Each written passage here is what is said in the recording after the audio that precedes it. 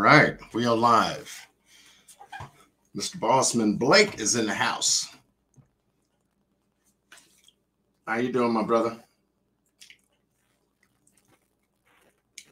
Good to see you.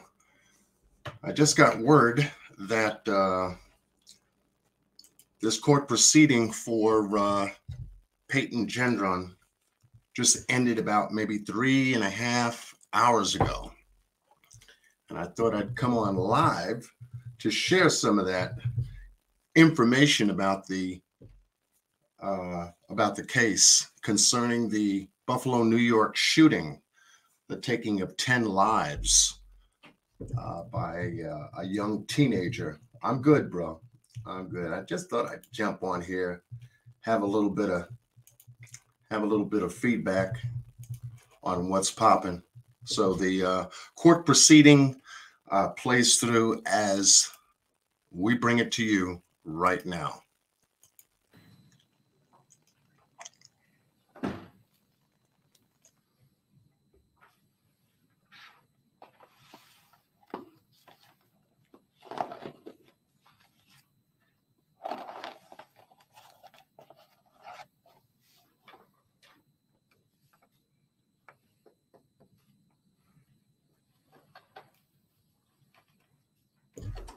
And these proceedings are brought to you courtesy of the Washington Post.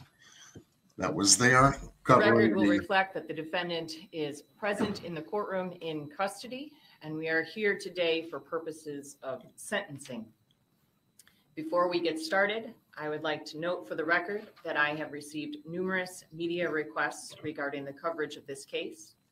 I have issued an order allowing for a pool camera to video and audio record this proceeding and live stream the proceeding. Our local CBS News affiliate, WIVB, has been designated as that pool camera. There will also be a designated pool still photographer here from the Buffalo News. Please be advised that no other individuals or entities have been approved or are permitted to record this proceeding in any way.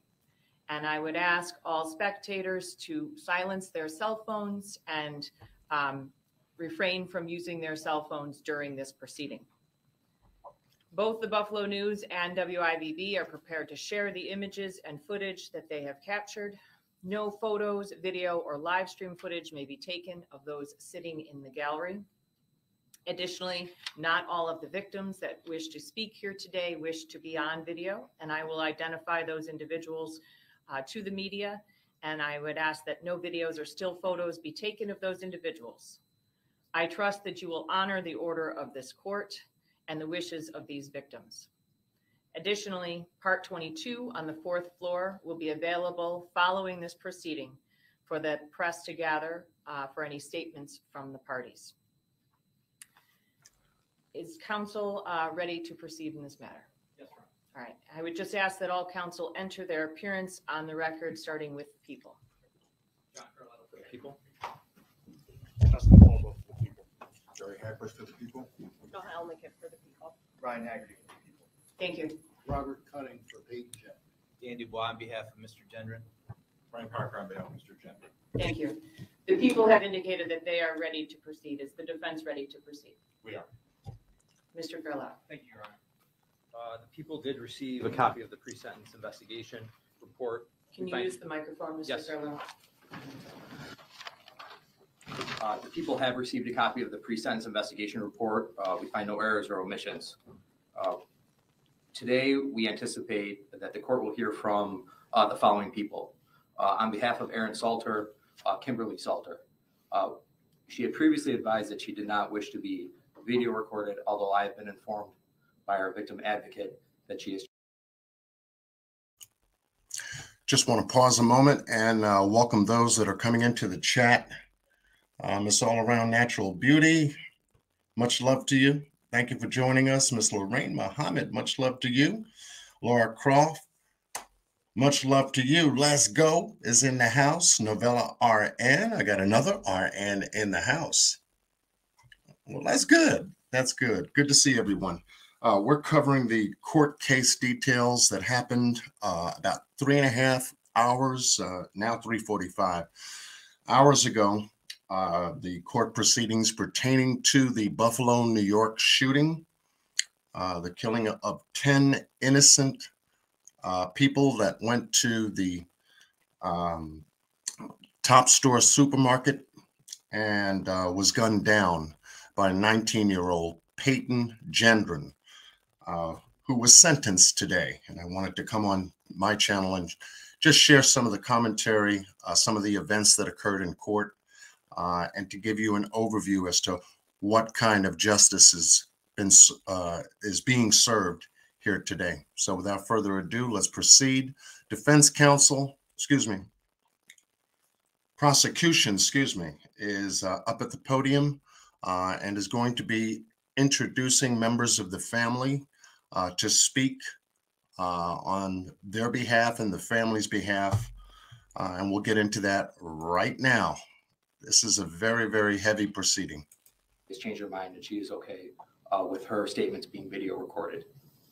On behalf of Celestine Cheney, Wayne Jones, on behalf of Roberta Drury, Leslie Van Giesen, on behalf of Andre McNeil, Deja Brown, and Vion Elliott, on behalf of Catherine Massey, Damone Maps, Demetrius Massey, and Adrian Massey and Barbara Maps, on behalf of Mangus Morrison and Pearl Young, Michelle Spite, on behalf of Ruth Whitfield, Simone Crowley and Sasha Crowley, on behalf of Geraldine Talley, Brian Talley, and Tamika Harper, on behalf of Jennifer Warrington, Stephanie Waters, on behalf of Zaire Goodman, Zenita Everhart, and Christopher Braden will speak on his own behalf.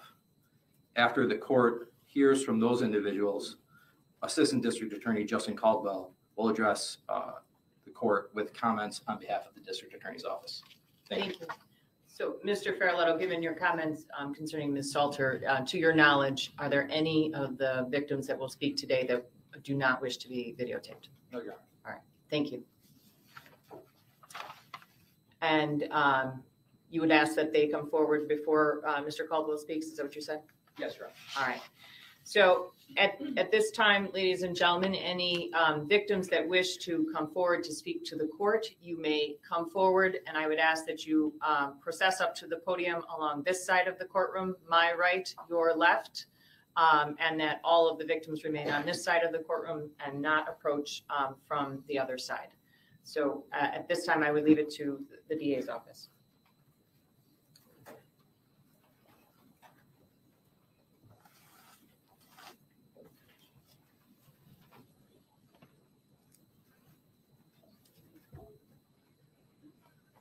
Good morning. Good morning. My name is Kimberly Salter, and I stand here this morning on behalf and with my husband, Aaron Salter. My family and I are here this morning, and we wear red and black. Red for the blood that he shed for his family and for his community, and black because we are still grieving. Today I share with you, as it is written in God's word, you will reap what you sow, more than you sow, later than you sow. It is your choice. God is love, and he offers love to each and every one of us. It is written in John 3:16, for God so loved the world that he gave his only begotten Son, that whosoever believes in him shall not perish, but have eternal life. I will also read Psalm 35. The Lord, the avenger of his people, a Psalm of David.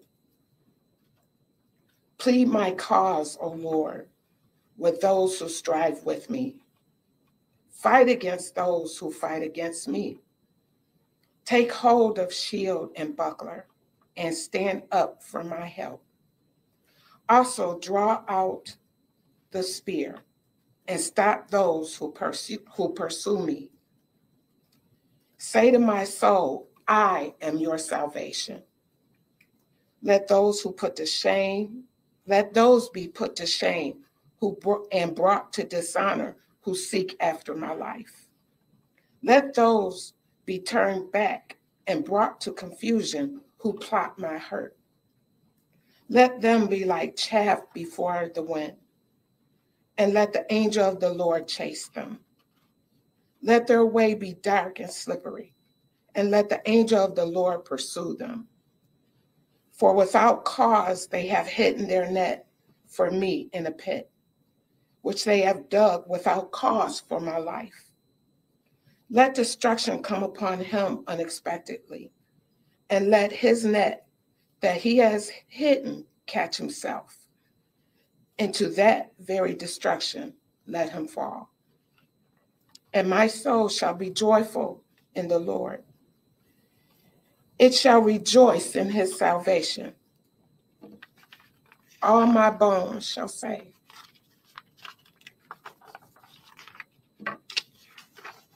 Lord, who is like you?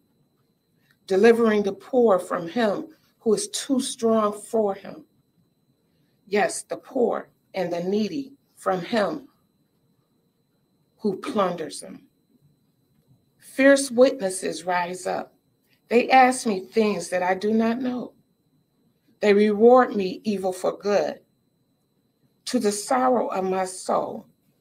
But as for me, when they were sick, my clothing was sackcloth. I humbled myself with fasting, and my prayer will return to my own heart. I paced about as though he were my friend or brother. I bowed down heavily as one who mourns for his mother. But in my adversity, they rejoiced and gathered together. Attackers gathered against me, and I did not know it. They tore at me and did not cease. With ungodly mockers at feasts, they gnashed at me with their teeth.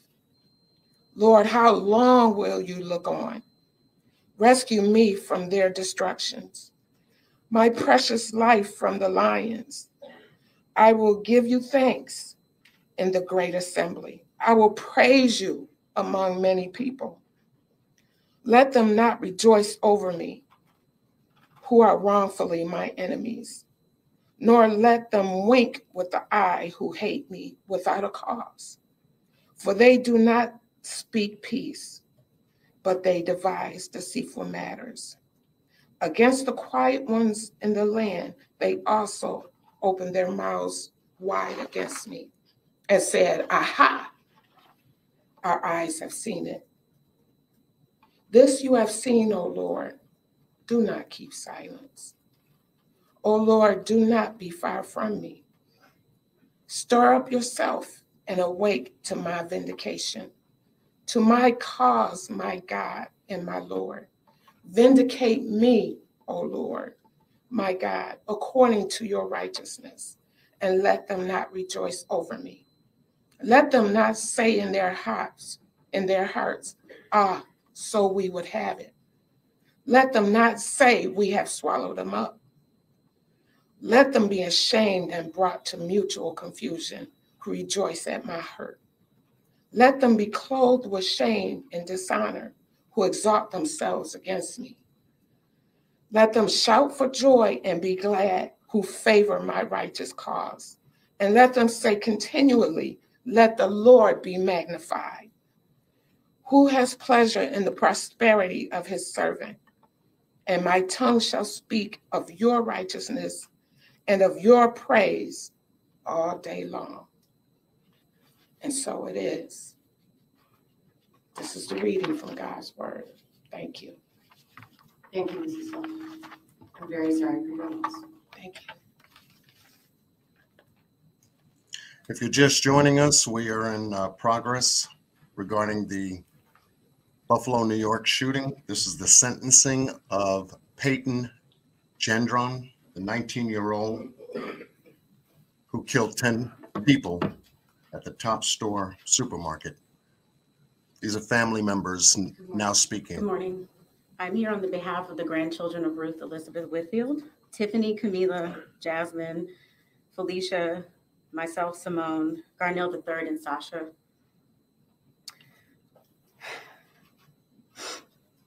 Our grandmother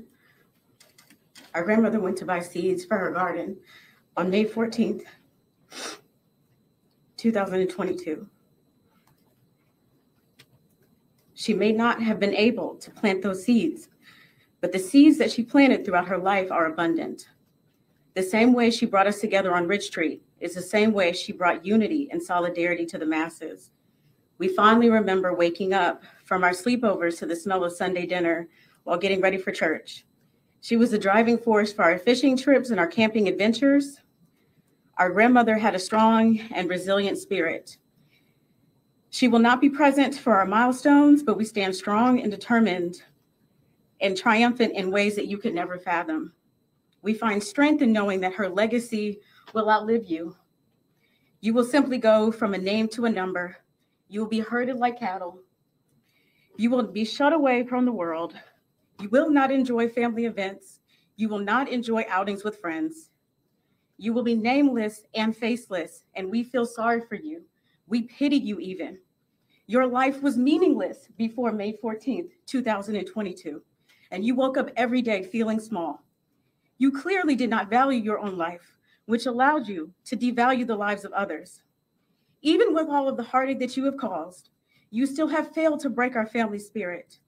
You thought you broke us, but you awoke us. We all know the pure hatred and motivations behind your heinous crime, and we are here to tell you that you failed. We will continue to elevate and be everything that you are not, everything that you hate, and everything that you intended to destroy. Despite our battle scars, we will not, you will not win the war. We had a praying grandmother who taught us that the battle is not yours, it is the Lord's. The global outpouring of support and love, not only for our family, but for everyone within the Black community, has spoken volumes, and it reiterates your failure. You are a cowardly racist. Every single person that has been instrumental in molding you and supporting you and informing you, aiding and supplying weapons needs to be held accountable and not protected as they have been. You recorded the last moments of our loved ones' lives to garner support for your hateful cause, but you immortalized them instead.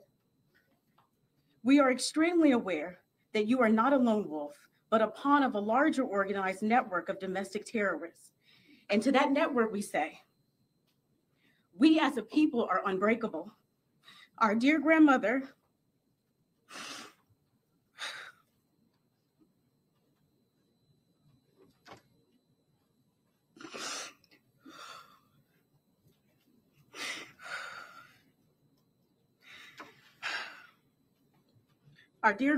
Ruth Elizabeth Whitfield, she taught us the power of love.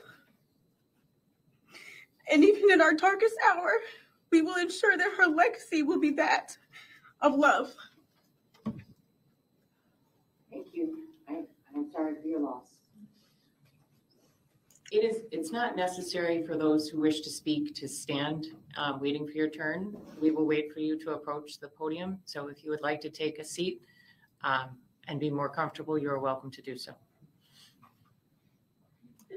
Once again, I'd like to welcome those that are just joining us for today's live. Good morning. I'm Wayne Jones, only child of Celestine Cheney. I watched you kill my mom. I watched you on the internet. I watched you shoot her once, reload, and shoot her again.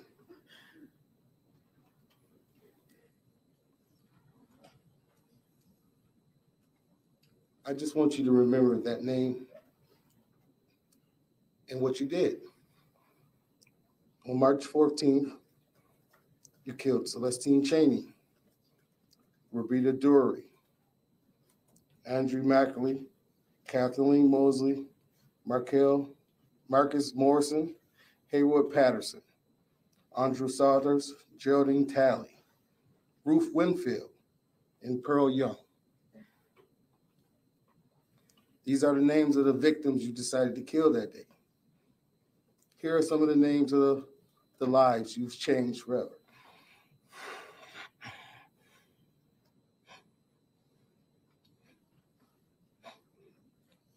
Wayne Jones Sr., Wayne Jones Jr., Kayla Jones, Sharon Reed, Shayna Jones, Donnell Jones, Nasir Jones. You took from us a loving mother, grandmother, sister, aunt, cousin, and friends. Behind your senseless act, we will never have another birthday, another get-together, another celebration, me and her shopping, another call on the phone like we often like to do. While I was writing this, tears fell from my eyes. Thinking about what a beautiful person you took.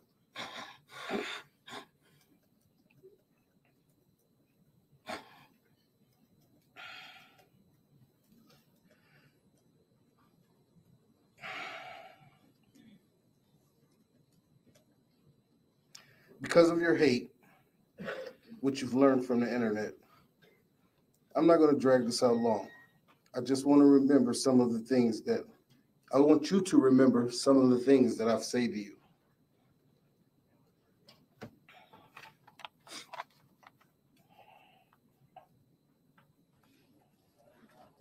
I've seen you a couple times in court, and you look like a young man that could be anybody's son.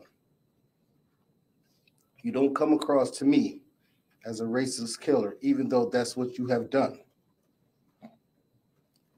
Mistakes, some are big, and some are small. This one here is a real big one that you can't take back. You have to live with this one, bro, just as I have to live with this every day. I don't know what your relationship with your parents are, but I'm a parent, and I feel sorry for your parents. You will never get to hug them again, like I won't. You will never get to see your grandparents again. You will never see the outside world again. I don't wish the death penalty on you. I wish they keep you alive. So you have to suffer with the thought of what you did for the rest of your life.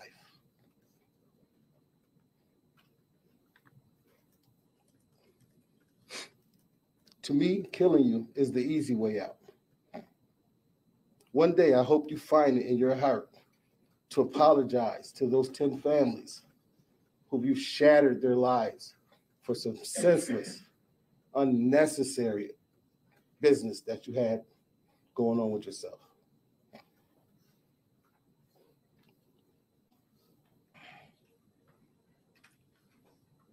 You have shattered a lot of lives here, son.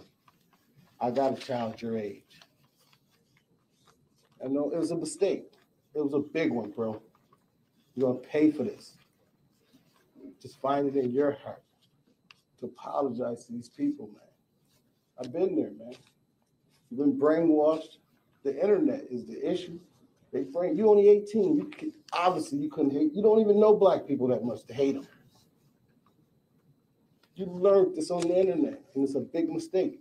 I feel sorry for your mother. Your mother. I don't have mine. But your mother, she's dying inside for what you've done. She can't even pick her head up behind some nonsense that you've done. And I hope you find that in your heart to apologize to these people, man. You did wrong for no reason. That's all I got to say. Thank you, Mr. Jones. I'm sorry for your loss. If you're just joining us, thank you for being here. This is the sentencing of PAYTON GENDRON, the Buffalo, New York shooter.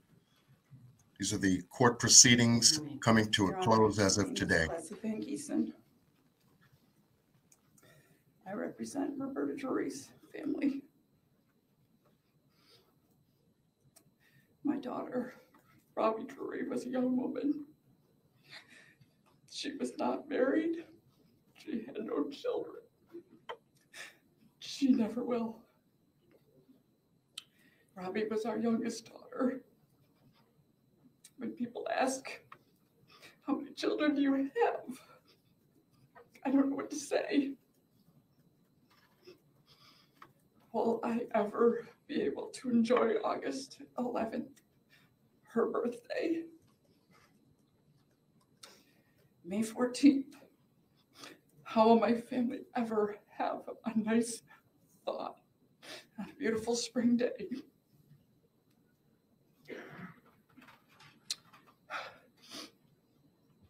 How do I look at her Christmas stocking hanging every year? Today, when I think of Robbie, I don't think of her like this. I need this picture to remind me she was a beautiful girl. I think of her alone, laying on the pavement for hours.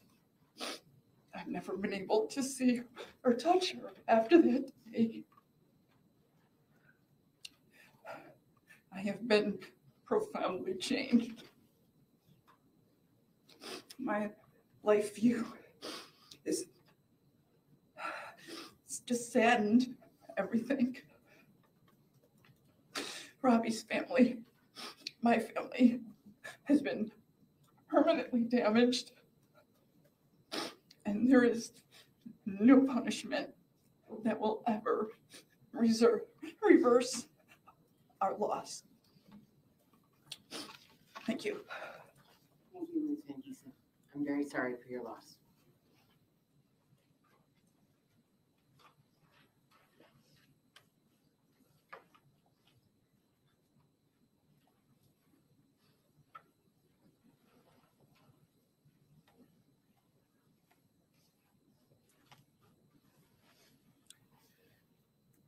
Good morning. My name is Tamika.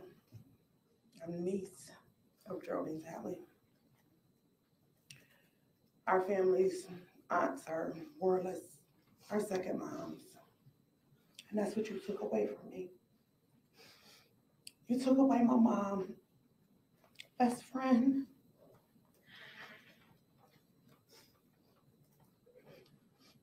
You destroyed our lives forever.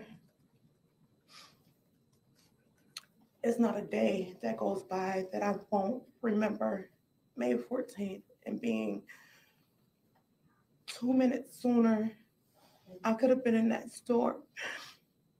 And all I think about is, could I have saved my aunt? Could I have helped her get away from the bullets? Or could my mom be suffering more and lose her daughter, her granddaughter, and her sister? So in life, everything that happens for a reason. And that's good and bad. At 19 years old, I had to bury my first son. But the pain I feel from you taking my aunt from our family will never even compare to burying my own child. This was a horrible crime that you committed. And I hope you do pray for forgiveness. Because, you know, not forgiving, I'll be blocking my own blessings. So do I hate you? No. Do I want you to die? No. I want you to stay alive. I want you to think about this every day of your life. Every day of your life, think about my family and the other 9 families that you've destroyed forever. Forever.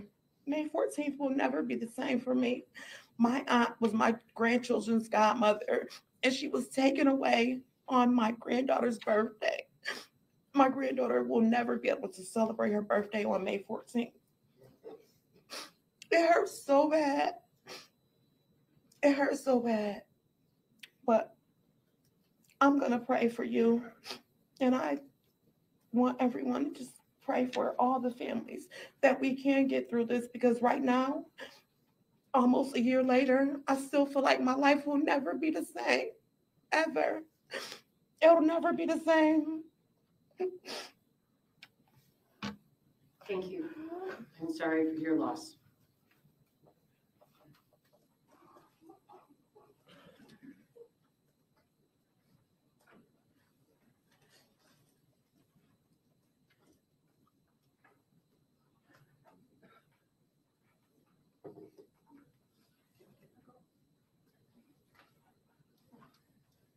I need to go. I'm not gonna be nice. My name is Barbara Massey. I'm Catherine Massey's sister. You killed my sister. Cat, I'm gonna tell you about my sister, Cat. Cat weighed 110 pounds, 72 years old. Cat would do anything for anybody, anytime. Cat was intelligent. She was a teacher. She was my best friend. She was anything at any given time. Cat was a protector. If Cat saw you, she probably went in her pocket and gave you some money, even though you didn't need it. Cat was an aunt. She was a great aunt. She was a cousin. She was a friend. Cat said she was a committee of one. There's nothing Cat wouldn't do for people. I want personally to choke you and leave my fingerprints on your neck because it was unnecessary. You leave 200 miles to come to Buffalo. You don't even know any black people.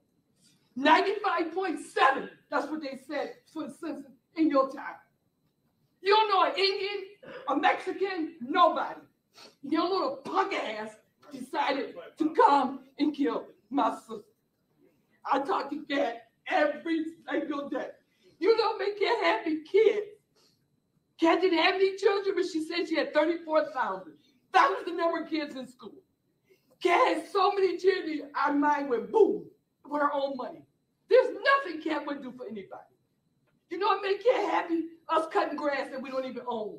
That made my sister happy. That's what I was doing when you killed Cat. I was doing her lawn. I was there 8 hours with my family. Begging the cops, is my sister okay? You blew off her fucking back of her head, man. 110 pounds. 72 years old. I want to, you better stick those places. You better say, cops, thank y'all for protecting me, because I will hurt you so bad. You have made me sick. You got my family crying. I miss my sister every day. I live 3 doors down from Cat. I talk to Cat 4 times a day. My brother Ward goes up there and sit in the park where Cat likes to be. My son called Cat triple black because she was so proud of her heritage. My nephew said Cat was a saint among sinners. My sister, Catherine Massey, was a great person. Cat didn't hurt anybody. None of their family did. You gonna come to our city and decide you don't like black people. Man, you don't know a damn thing about black people. We're human. We like our kids to go to good schools. We love our kids. We never go in no neighborhoods and take people out. Don't do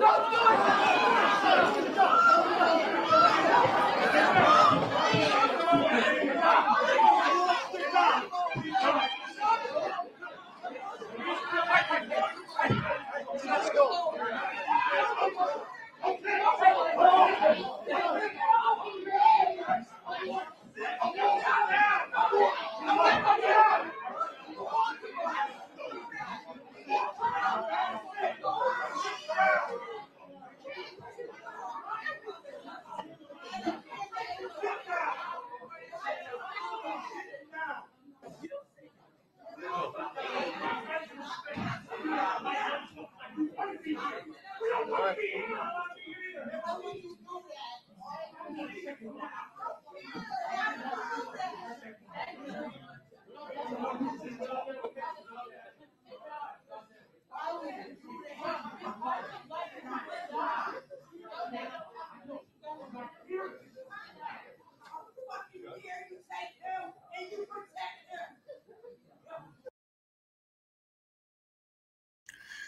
If you're just joining us, wow, we're just covering some of the coverage that took place about 4 hours ago in the courtroom pertaining to the Buffalo, New York shooter, Payton GENDRON.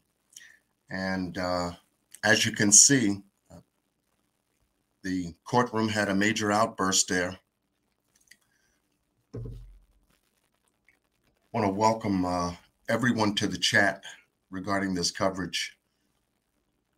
We've waited a long time to get to this point pertaining to the Top supermarket shooting in Buffalo, New York that took place 9 months ago. We've covered this case on this channel, and it was just one that was just terrible all the way around. Never in my life have I ever seen an execution style mass shooting that took place in broad daylight in a Buffalo, New York supermarket, where this young man, PAYTON GENDRON, shot down point blank with a Bushmaster AR-15. 10 people lost their lives in that tragic crime that he had committed. I was able to get some video footage of this today, thanks to a couple of people that emailed me, and I wanted to go live right away. So I wanted to get to certain excerpts where they do come back into the courtroom. I don't want to really cut into playing it all, but I wanted to just show certain excerpts of it, of the families having their last chance to speak on behalf of their families regarding this tragedy. See if I can get to another point and proceed and continue. Thank you all for joining me this afternoon covering this case. Protected me and my mother. He was preceded in death by my eldest brother, who died suddenly from a heart attack. Now, guess what, PAYTON? I'm reliving the pain of loss all over again on an entire new level. Since his murder, I sometimes find myself challenged by not being able to sleep soundly, paranoia going through stores, and in my daily routine, always watching my back as if there was a target attached to me. The added responsibility of being the primary caretaker for our mother, who suffered a stroke, in case you were concerned, and losing capacity to speak. I'm now left as the only child and pillow she sheds her tears of missing her baby boy, Marcus Morrison, on. No mother should have to bury their child, but my mother buried her son, Marcus, on her 72nd birthday. And Marcus' daughter buried her dad on her 16th birthday. I hope you spend the rest of your life, every second, every minute, every hour, rehearsing the daunting sound of the screams and the echoes of the lives you snuffed out. I pray that when you blink your eyes, PAYTON, you close them at night to sleep, and you see images of the slain and feel the burden of the sorrow from every family member and friend of the fallen loved ones in our entire community of 514. I pray that every second and every minute of your 24 hours will haunt you as the absence of my brother at every birthday, holiday, game day, family gathering, and all the other times we shared that have now become nothing but gloom and grueling for me and my family. The fact that you can sit in this courtroom with no remorse, flat affect, emotionless, shows the essence of your privilege, sir. One that my brother never had and never will. The fact that you are surrounded by white officers after you casually surrendered while my brother's blood drained from his body is a testament to society that we have a long way to go. And some people's blood is just not as important as others. That's the reason you lived. And you have the privilege of being protected. Needless to say, there is one, and I must address you. There is one PAYTON that sees all, and you will not escape the fury of the Almighty. One scripture is true in the Bible, and that is, vengeance is mine, saith the Lord, and he will repay. I pray he is merciful because I too need mercy. So I pray he is merciful to let you live so that you can be reminded of the innocent blood that my brother shed behind your calculated, sinister, demonic act that caused my beloved brother to be snatched from our family. If you don't know God, PAYTON, I invite you to find him because you are going to need him.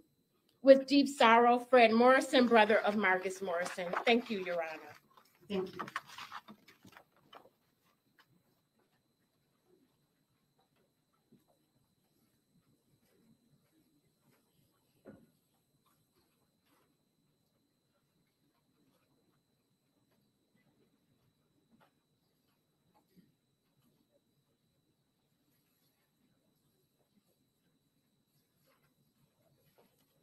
Good morning. Good morning. So I want to start off with saying my dad was Andre McNeil.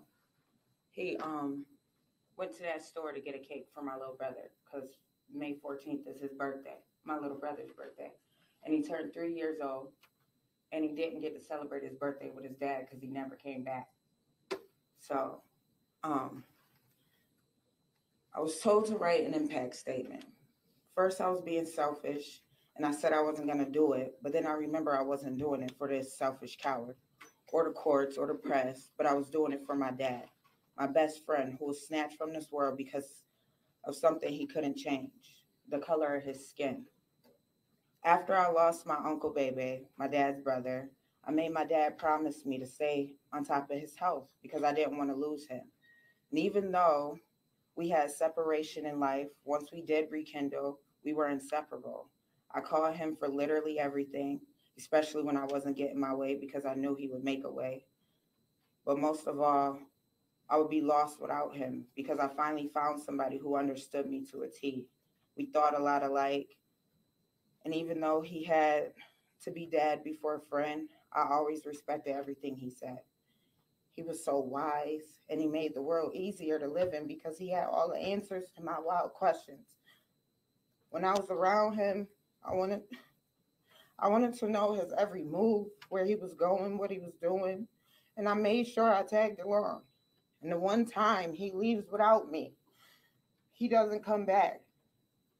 After this happened, I constantly beat myself up about him going, and I'm still pissed off because he wasn't given a chance to fight. He was blindsided. You hit him, and he didn't even know he got hit. He was blindsided by a hateful death at the hands of a selfish boy who was obviously not educated on the history of African Americans. And because of you murdering my dad, I'm pissed and I'm sad and I hate you.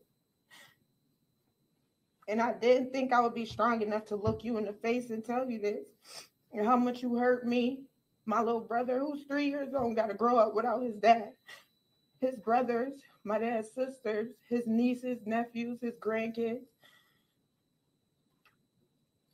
Our dad, the man who created us, was killed by a little boy who was obviously raised by hateful people. And I hate your parents too, so let them know that. And there's nothing in this world, no amount of money, anything anyone could say that'll change how I feel. This is the worst way to lose someone. So close to you, and I'll never forgive you. And I don't have it in me because no matter what, it wasn't my time. It wasn't my dad's time to go. And who are you to think you control that? My father, Andre McNeil Sr., his name will live on until the day I die. So I don't know what else to say to you. I just hope you feel bad. I really do. And I just hope you go through it in prison. That's all I got. Thank you.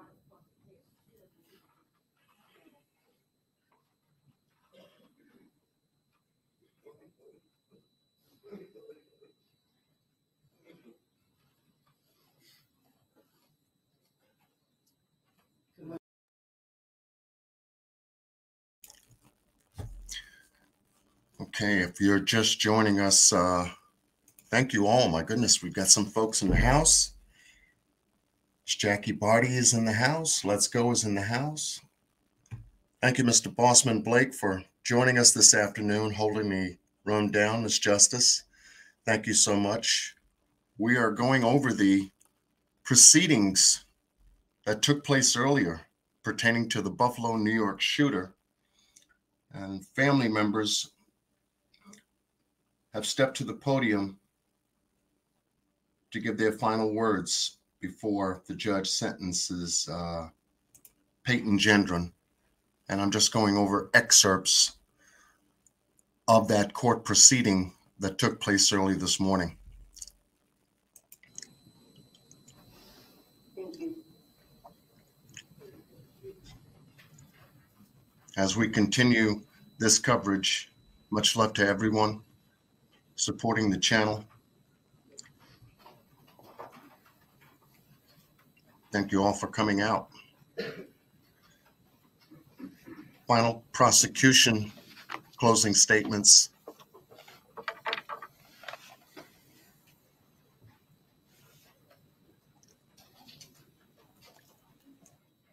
Your Honor, you've had an opportunity to hear from some of the victims' family members.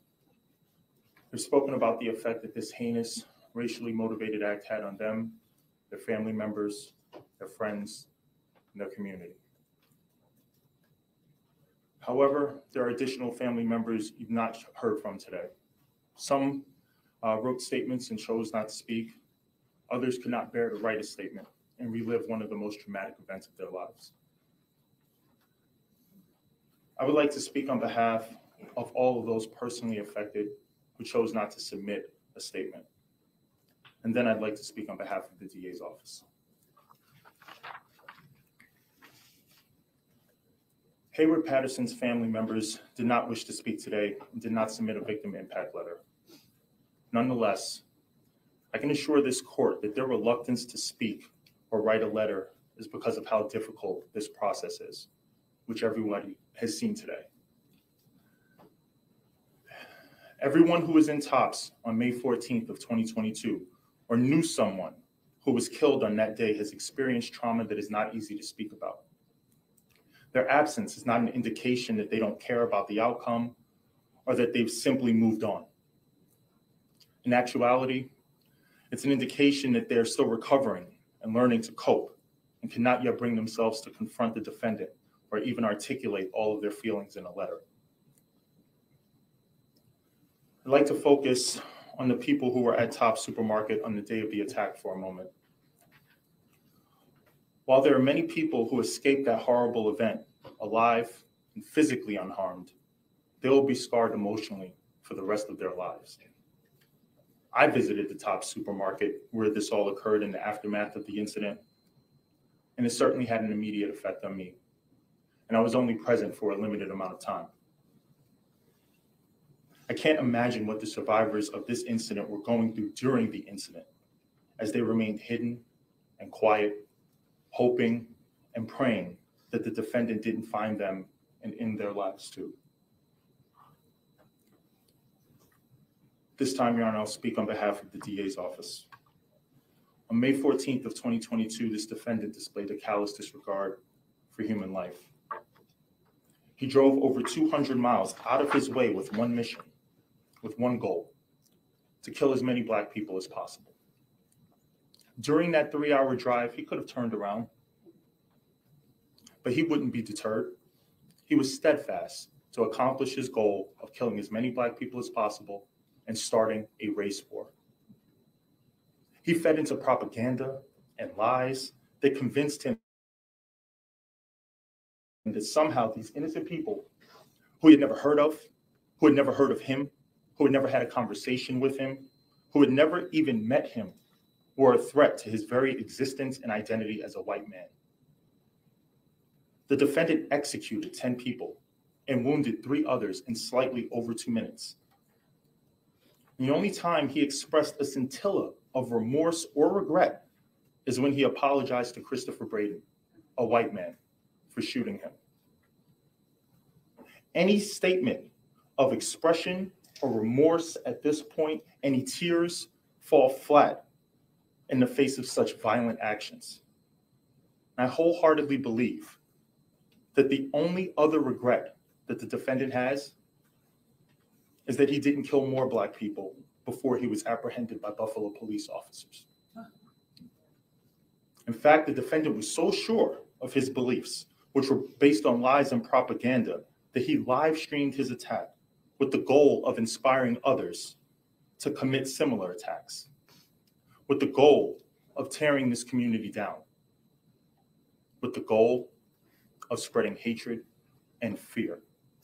He failed. This community is pulled together. People of all races, sexual orientations, and religions working together to show love and unity for one another. On May 14th of 2022, 10 beautiful and innocent lives were violently taken from their family, friends, and community because the defendant subscribed to hateful ideology. However, their legacy won't be as victims struck down by someone with unfathomable hatred in his heart, but instead, it'll be as a beacon of light that has brought love to this community, that made this community stronger, that united people of all races throughout our community and our country. The defendant's legacy, on the other hand, will be of a cowardly murderer who killed unarmed citizens. The defendant thought that this would create enough tension to start a race war, that we would turn on each other. He thought that everyone has as much hate in their hearts as he does. But he was wrong. And again, he failed. This community showed that they are not as ugly as the defendant's hateful ideology, and instead of choosing violence, they chose love. They showed the world that the love of this community will always be stronger than white supremacist hatred. And hopefully, the defendant will have to live with his failure for the rest of his life in a jail cell while this community continues to flourish. Your Honor, this sentencing is an opportunity to say no to racism, to say no to hate. Our chance to hold this defendant accountable and show others that think like the defendant that these acts have no place in our society, and that there will be dire consequences for anyone who tries to follow in his footsteps. I ask Your Honor to do what justice demands, to sentence this defendant to the maximum possible sentence allowable by our laws in New York State, to sentence him to a period of life without parole. Thank you. Thank you, Mr. Coleman. Have the people had an opportunity to review the pre-sentence investigation, and is there anything you'd like to make a record about with regard to that? We have had an opportunity to do it. We have nothing to add, Your Honor. Thank you. Thank you. Anything further from the people? No, Your Honor. Thank you. Mr. Parker.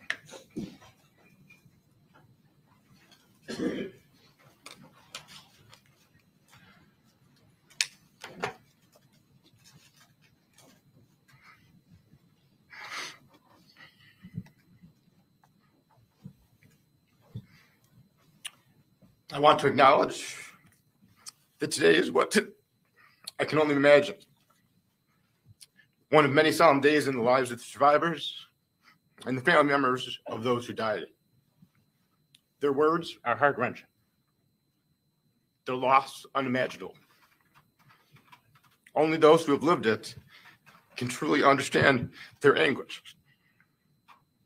For the devastation that he caused, PAYTON GENDRON will be sentenced to spend the rest of his life in prison with no possibility of ever being released. Our client committed these terrible crimes. He is responsible for his actions, and he will be held accountable, and he will suffer the consequences for what he did.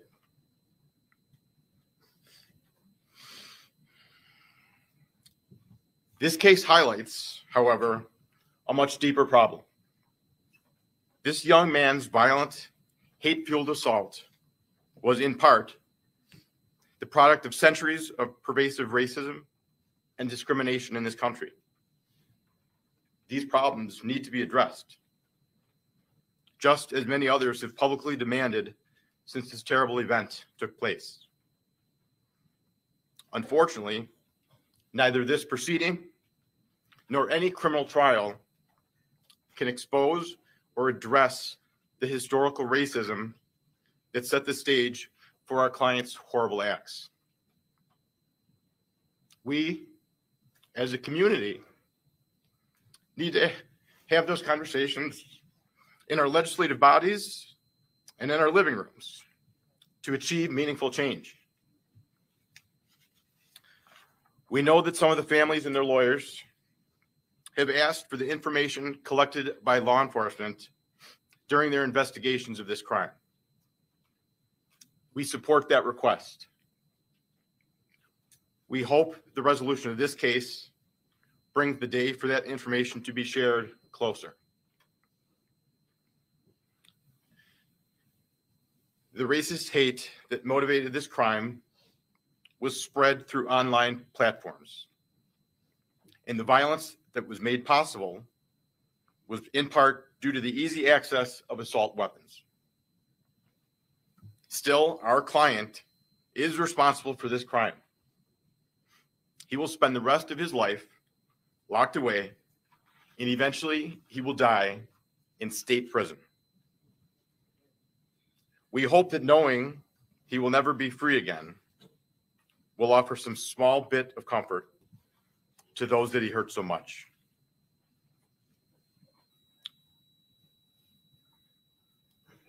Some of those most affected by his crime have expressed a need to know whether our client is remorseful. Remorseful for what he did and the devastation that he caused. We are aware, however, that for others, any expression of remorse would be meaningless, and the very sight of him or the sound of his voice can be painful. At this time, he has a brief statement to make. His words are not in any way intended to inflict any further pain on those that have already suffered, and we hope that they do not do so. Thank you. Thank you, Mr. Green. You're going to allow him to speak his last words at this particular time.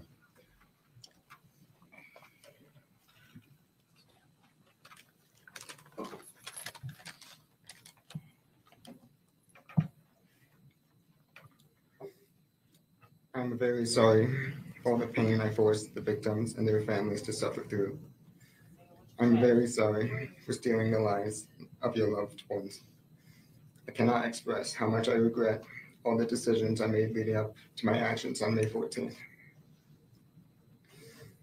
I did a terrible thing that day. I shot and killed people because they were Black. Looking back now, I can't believe I actually did it.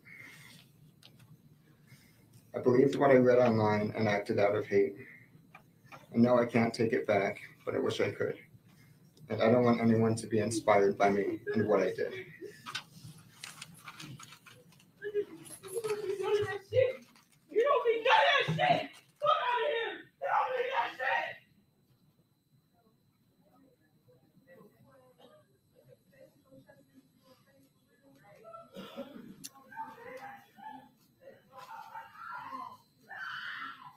Has the defense had an opportunity to review the pre-sentence investigation, and is there any record you wish to make with regard to that?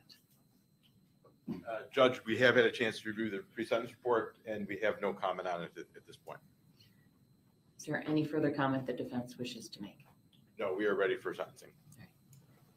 A judge right now is about to make her final ruling and sentencing of PAYTON GENDRON. I would like to thank you all for being here.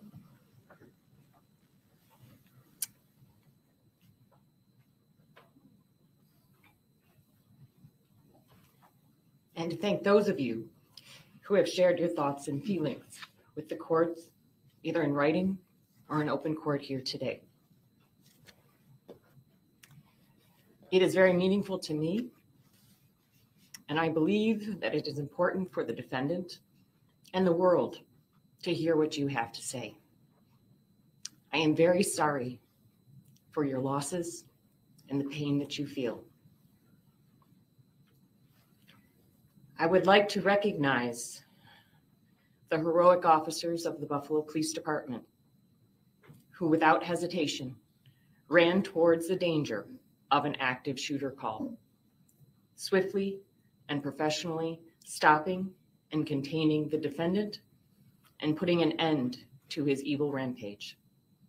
Thank you. I have spent a lot of time thinking about this case, our community, our nation, how we got here, and where we go from here. It all comes down to character and having the strength to stand up for what is right.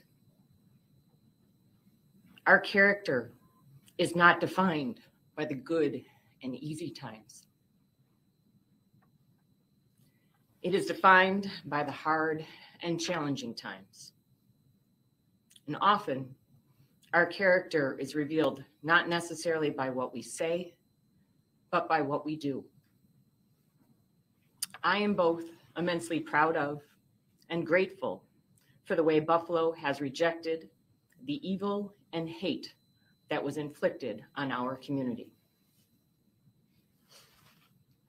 The character of good people throughout this city, county, state, nation, and even internationally has shown through as they have stood with the victims of this heinous and cruel act.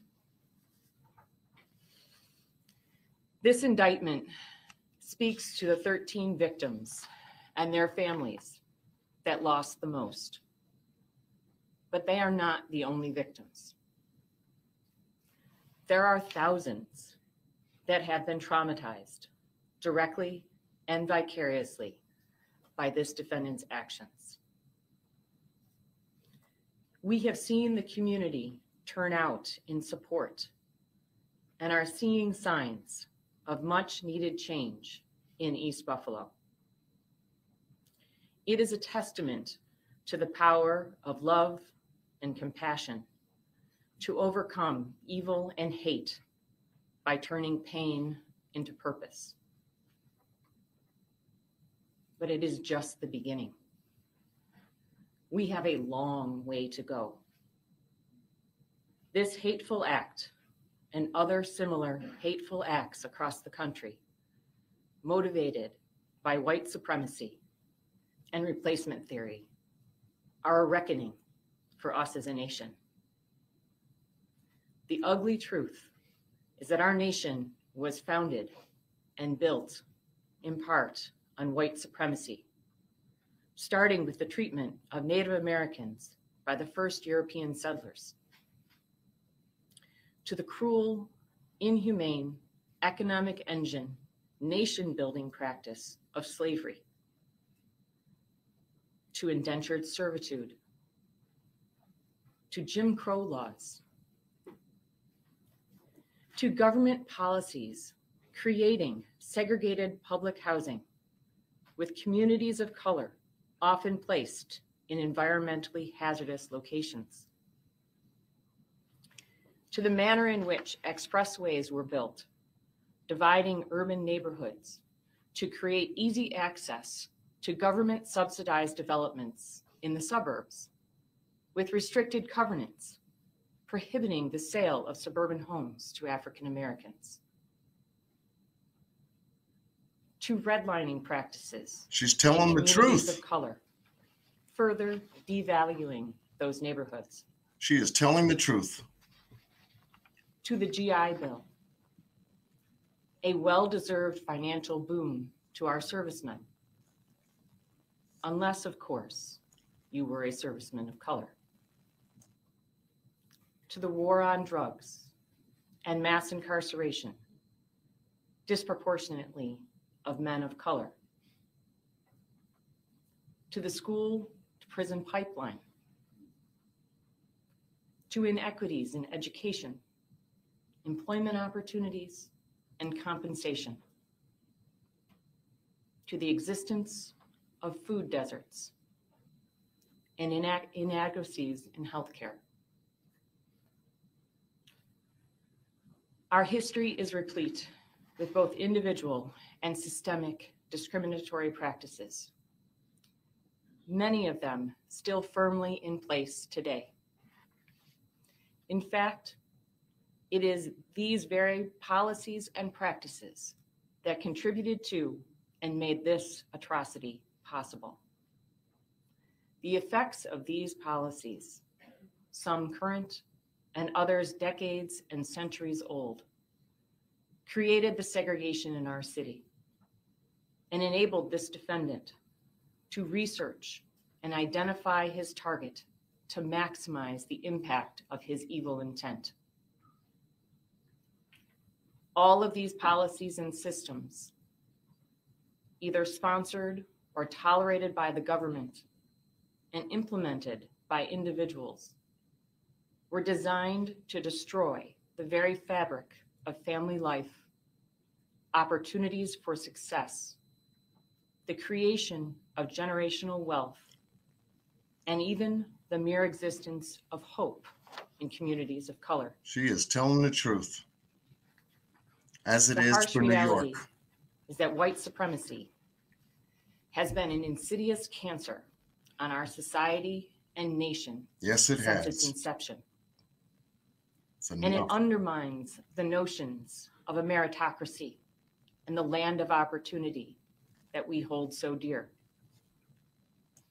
However, white supremacy is not inevitable or unstoppable. It has been carefully cultivated and nurtured by individuals and the government for centuries.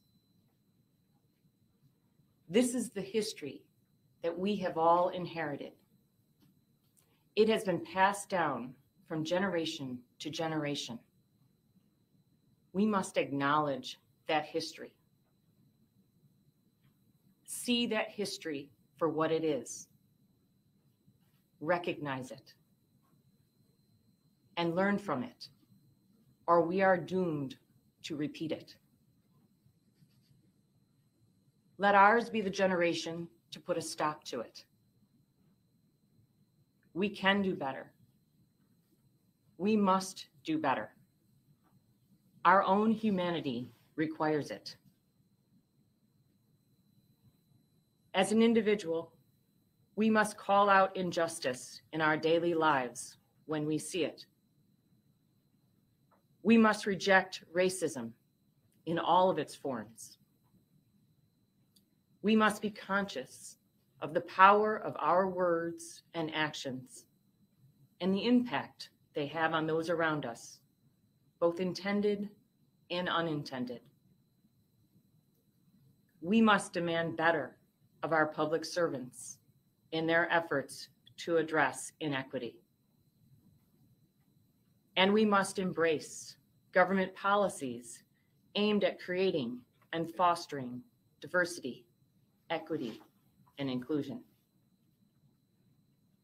We must make the outpouring of support, love, and compassion that followed this heinous act an everyday practice. We are stronger together. Judge is feeling it. These are hard and challenging times. Our characters are being tested. The future of our nation is at stake. Indeed it is. Are we up to the challenge? I believe that we are. In the words of Poet Laureate Amanda Gorman, there is always light, if only we are brave enough to see it. If only we are brave enough to be it. Mr. Gendron, please stand. And she is now getting ready to impose the sentence. There is no place for you or your ignorant, hateful, and evil ideologies in a civilized society. There can be no mercy for you, no understanding, no second chances. The damage you have caused is too great, and the people you have hurt are too valuable to this community. You will never see the light of day as a free man ever again.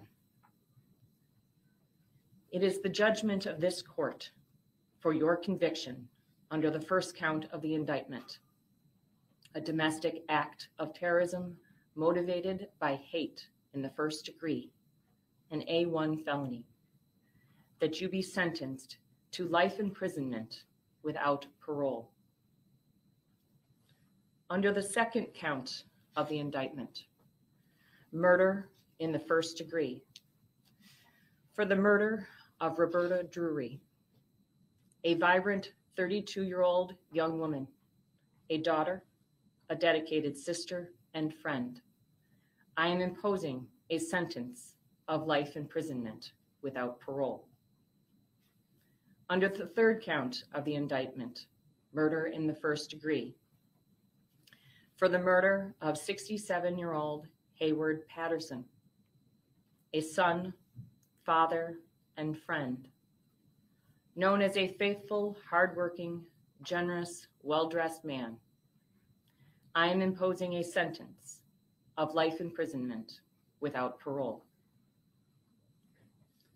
Under the fourth count of the indictment, murder in the first degree, for the murder of 77-year-old Pearl Young, a daughter, mother, grandmother, and friend, known for being a loving, dedicated substitute teacher.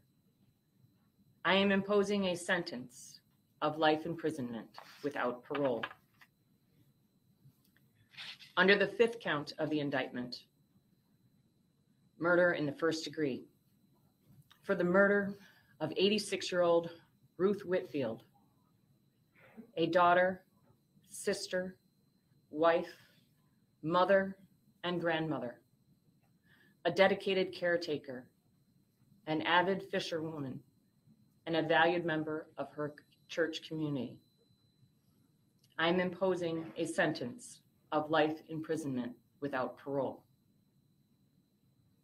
Under the sixth count of the indictment, murder in the first degree, for the murder of Celestine Cheney, a daughter, sister, mother, aunt, grandmother, and friend, a fighter who at 65 had beat cancer and multiple aneurysms, a person who enjoyed life and laughed easily.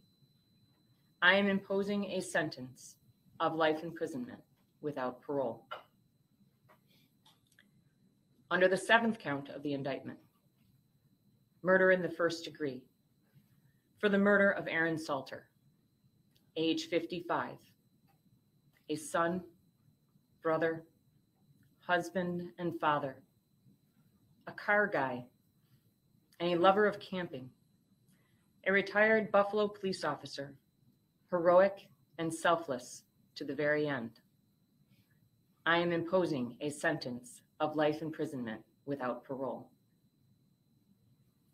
Under the eighth count of the indictment, murder in the first degree, for the murder of 53-year-old Andre McNeil, a son, brother, uncle, father, and fiance, devoted Miami Heat fan, survived by a 3-year-old son. I am imposing a sentence of life imprisonment without parole.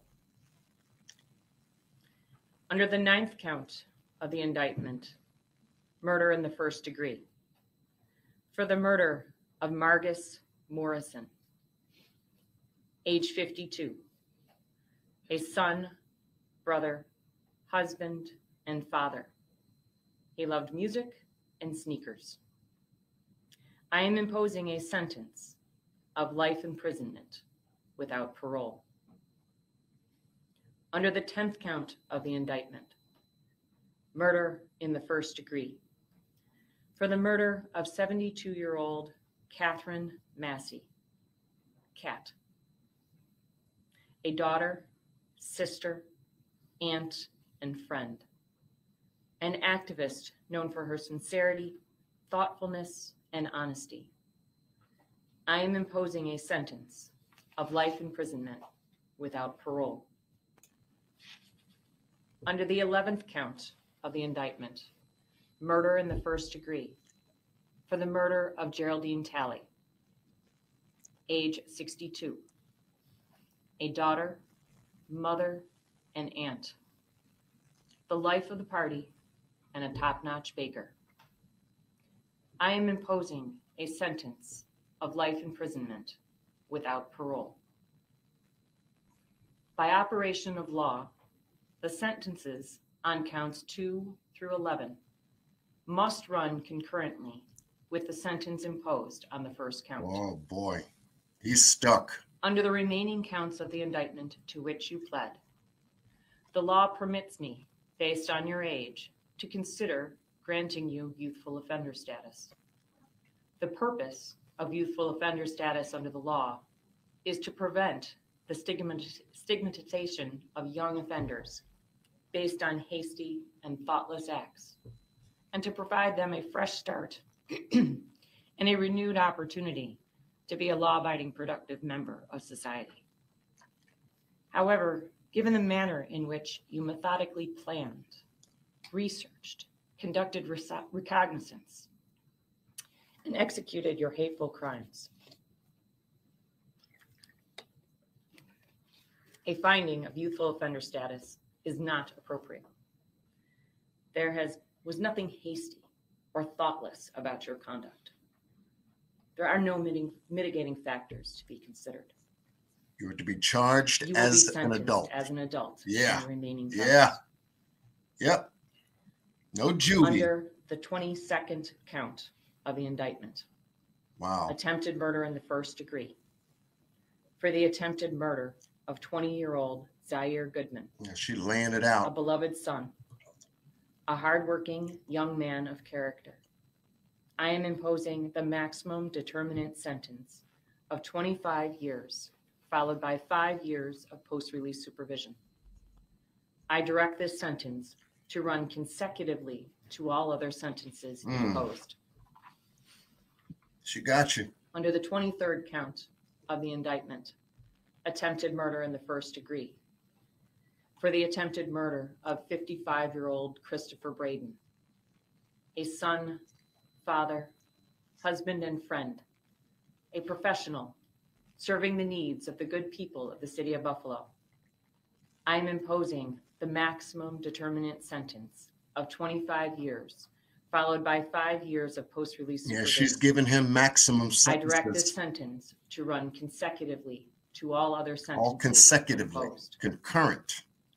Under the 24th count of the indictment, attempted murder in the first degree, for the attempted murder of Jennifer Warrington, age 50, daughter, mother, wife, friend, a professional serving the needs of the good people of the city of Buffalo. Yeah, he will suffer. I am imposing the maximum determinate sentence of 25 years, followed by 5 years of post-release supervision. I direct this sentence to run consecutively Yep. to all other sentences Yep. imposed. Yep. Under the 25th count of the indictment, criminal possession of a weapon in the second degree, I am imposing the maximum determinate sentence of 15 years, followed by 5 years of post-release supervision. I direct this sentence to run consecutively to all other sentences. Yeah, he's not going to imposed. last. He's not going to last. I am assessing the mandatory surcharge of $300, the crime victim assistance fee of $25, and a DNA fee of $50. You have 30 days to appeal the sentence of this court. This concludes these proceedings, and the court will stand in recess. They can say goodbye to him. He's done.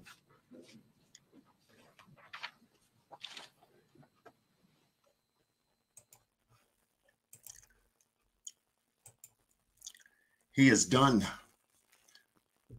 When I got word that these proceedings were going on early this morning, I said, oh man. I said, why didn't I get notification? But I got notification. I said, well, let me go live and share this with the folks that were with me when Bossman Blake, RJ, myself, I believe there were a couple of other folks that came on a live discussion pertaining to the Buffalo, New York shooting. And it was wasn't anything like I would ever imagine. And when Boss was able to find the actual uncut footage of the actual event, it just blew me away. I'd never seen anything like it. This guy was geared up to a point to where he was going to take out as many people as possible. And if he had left the top supermarket store, he was going to another location to continue his barrage of killing. And to see what I saw, I never thought I'd see something like that in my life. But hence, I've dropped the link. That concludes the court proceedings for the Buffalo, New York shooter. Happened May 14th, just 9 months ago, not very long. So they were able to process this case very quickly, which was good. Get him and bring him where he needed to be brought today for sentencing. All of those counts held maximum sentencings. Life in prison, life in prison, life in prison, life in prison, life in prison. I mean, to a degree, you know, you'd figure that if New York had the death penalty here, excuse me, he would have been gone for first-degree murder. Intent was all throughout what he did. All of it to drive nearly almost 4 hours from where he was in Conklin, New York, all the way to Buffalo, New York. That's some drive. And the gear that he had on that day was paramilitary gear. Basically, he was locked and loaded. He had a Bushmaster AR-15, along with a 12-gauge pump shotgun, along with ammo for him to reload to do massive, massive killing that day. What he was on, we have no idea. But we know that there was a manifesto,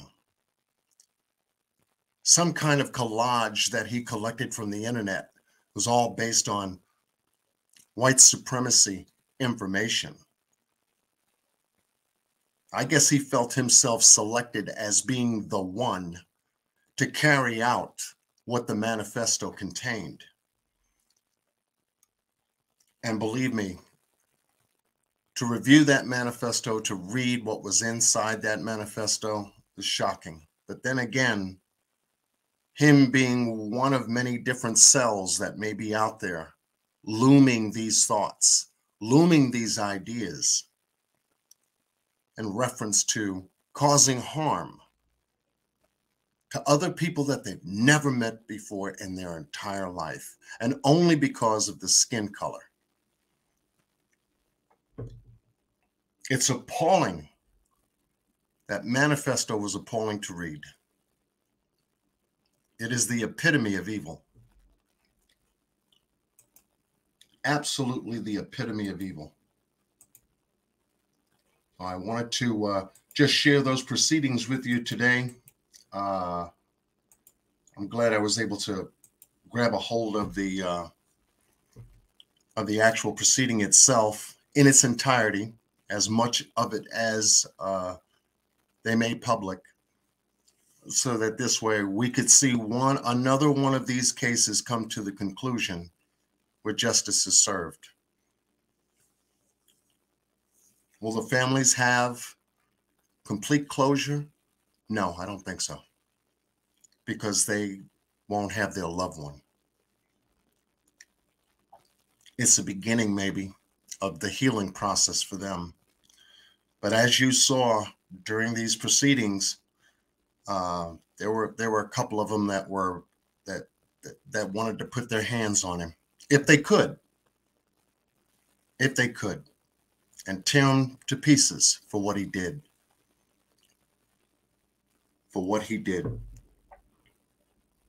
And you're welcome. Let's go. You're welcome. Yeah, and these messages, they do.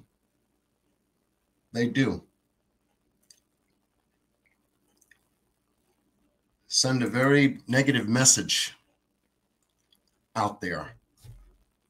They needed to stop him and make a prime example, and to make sure it went public like they did today. To let other people know that if you get into this mindset, you ever had these thoughts of taking life, human life, from other people because of their color. Well, I mean, you know, it all plays out. It'll all play out, whether it's here in New York or Florida or Texas, California, Arizona, Philadelphia, Chicago, Detroit, any place in this country. Any place. And it just doesn't make any kind of sense.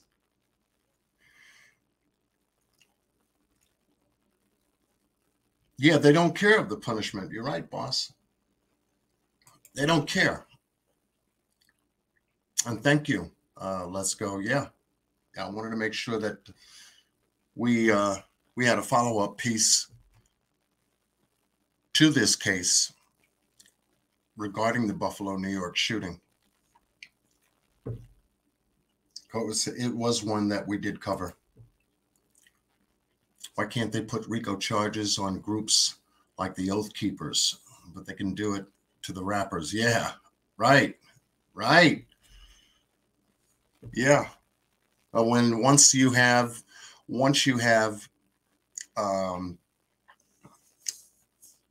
someone like this who gets his hands on lethal weapons, or he bought here in New York, walked in to a gun shop not very far from where I live, and purchased his weapons. Now, Bushmaster AR-15 is no joke. This is a military-grade weapon.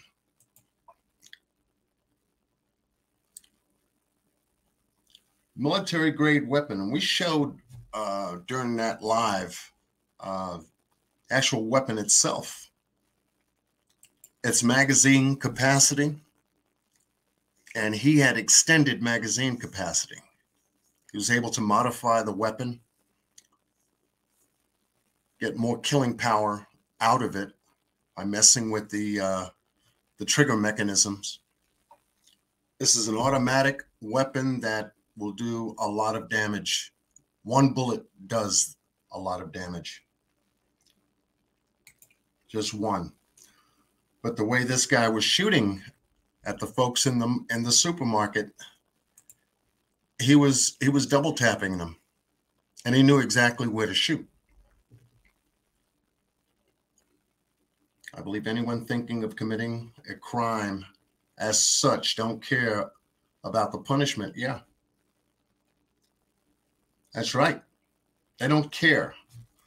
And come to it all because of their attitude, their mindset. Numb to it all. Oh, we got Mr. Boss in the house. What's going on, bro? How you doing, man? All right, man. That was a very, very touching video, live streaming. I just want to come up here and just share a few of my thoughts. Absolutely. As I said, like you just read, these people who commit these type of crimes, these hate crimes, they know the punishment that it's going to follow after the crime is committed, whether it's them being apprehended, spending the rest of their life in jail, facing a death sentence, or them taking their own self out. They know what's coming after that. I think stories like this, situations like this that occur, the only thing that we can do is not ignore signs when they're in front of us. You feel me? Right. There's somebody, I don't know who, whether it was his parents, whether it was his friends, anybody who knew his mental thoughts on Black people, his train of thought, period. If you notice, say something. Don't ignore it. Because for anybody who knew what he was about to do, you are just as guilty as he is for killing these people. Yeah. Because you didn't stop it. So that's really what I want to say, man, because like I don't want nobody to think this is the last time. It's not. It's not. It's a lot more hateful people in this world. And some of them could be in your neighborhood. So all I ask is keep your eyes open, man. Absolutely. And to, it brings us back to that point where we actually covered the case, and my channel had received a strike down notification because of what we were able to reveal and show, which was already posted on social media. And everywhere this video showed up, whether it be on Facebook or YouTube, they were striking down the actual video. So we resorted to the pictures. Right. I still got that video, man. I still have it. Yeah. It is a very gruesome video, to say indeed. Yeah. To have had that happen in the way it did. Who knew? Going to a supermarket, you figure if people had issues or problems, if this was gang related or something like that, you would understand why, they would go to guns or something like that. But these were innocent people just going food shopping. And the majority of them were seniors. Right. Were seniors, But they served justice today, nailed his ass. And now he's done. He's a done deal. Now, whether he survives or not, we don't know. But like you said in the chat, he'll get to a point where if he's not as remorseful as he should be, or feeling some kind of way about what he did and whatnot, he may just consider some kind of suicide to get out of there, because he's in there for life. Yeah. And I mean, nobody expected nothing less. I don't think he expected nothing less. So right now he's pre-planning what he's going to do when he goes inside those walls. I'm telling you. Yeah.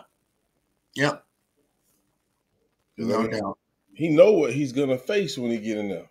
He knows what he's facing. And we're talking about they may have to move him, since there were federal charges brought as well. They may have to bounce him around the next couple of years in order to help him survive his term.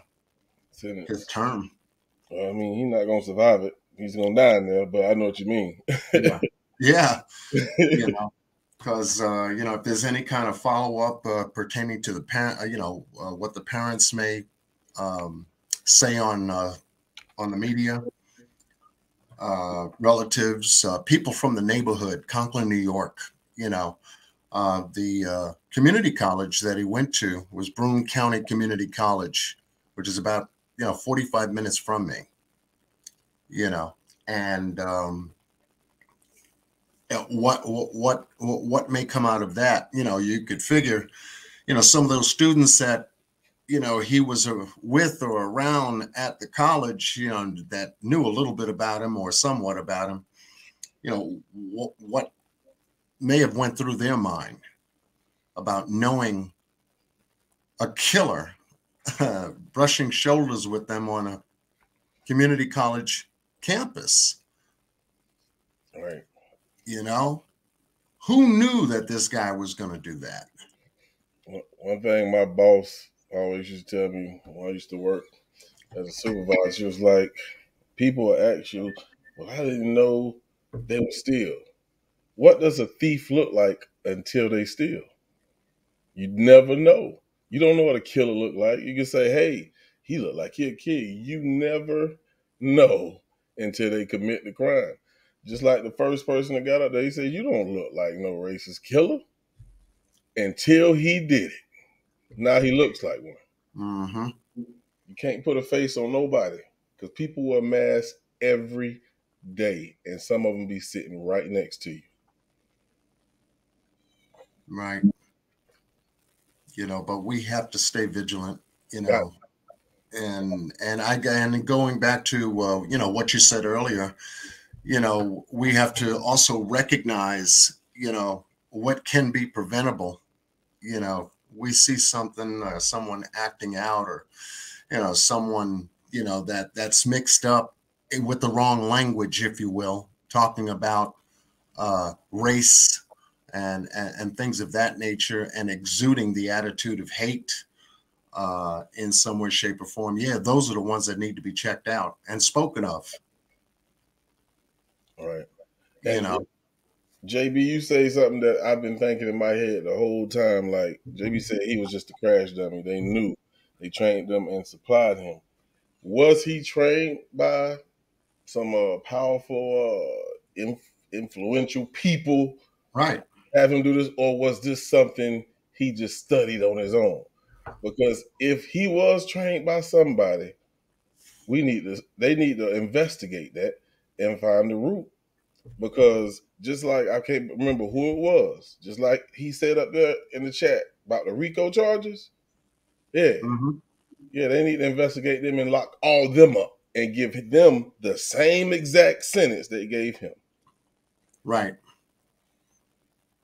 Right, because I don't believe that he conjured this idea up all by himself. I do not believe that. If there were other people that put together that composited manifesto, then there are others out there, laying in wait, next moment, the next opportunity. I got a question for you, John. Okay. Got a great question for you, John. What if, and this is for anybody in the chat, y'all can answer as well. What if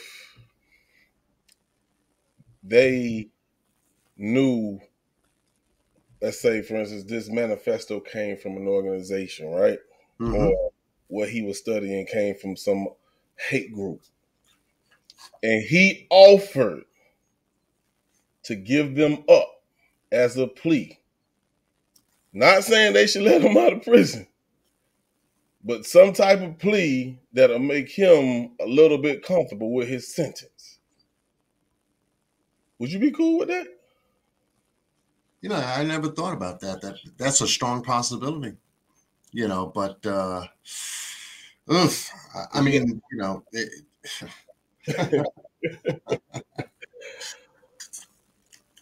I just look at it as it's just like law enforcement who's trying to take down drug rings. They always want the big man. They want the people in power. Wouldn't you want to take that whole group out? Yeah, absolutely. Especially if they can get their hands on weapons like this. and then carry the mindset. See, it's a mindset. Everything happens in mind, in thought, you know. For them to believe that they could do something like this, go to a supermarket, go to a football game, go to a basketball game, go to a public school. You know, we just got finished covering that shooting, that recent shooting that took place at a college campus. It was Memphis, where 5 people lost their lives, 3 people injured. Oh, my fault. I was on mute. Yeah. Yeah, you know, and you know, how these people get access to those places, especially which reminds me of the Uvalde, Texas shooting, school shooting. How they have access to these different places, how they get access to these different places. Why do they choose those targets? Because those targets will create the most damage for them. Right. I mean, like I said, we can't stop hate. That's in a person. Yeah. But I think if we get to the source of these hate groups, we can at least minimize these mass shootings. We're not going to stop it. We can minimize some of them. That's how I feel. You know, Right. It's just like the gangbangers on the streets. And this is how I looked at what happened to him. Yeah, these older guys who's using these younger guys as crash dummies, just like I think JB said earlier. Nah, you a sucker for that. You using a young kid to throw away the rest of his life to commit a crime that you wouldn't do. You a sucker to me, man. Mm-hmm. Yeah. You know, you know, to minimize, to do the, you know, the very best that law enforcement can do to minimize it, they'd have to track, you know, this type information, you know, to find these groups and weed them out. Man, they can You track. know, not wait till the very last moment till something happens. Now it's already too late. Right. You know, was he under surveillance at that time? We don't know. Was this allowed to happen? We don't know. But I've always pondered that thought because he got that far. You know, for the gun shop owner to have seen this 19-year-old walk in and order a Bushmaster AR-15, you know, you would think that the gun owner would have some kind of thought to say, what is a 19-year-old wanting to buy an AR-15 for?